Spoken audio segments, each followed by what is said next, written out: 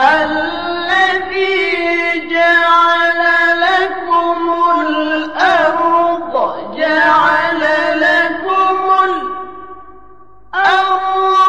فراشا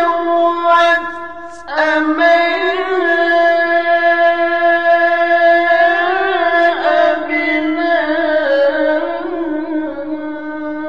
بناء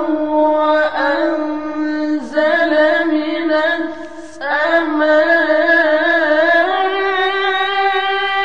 السماء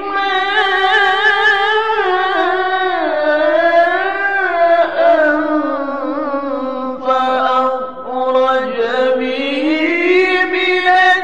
الثمرات رزقا لكم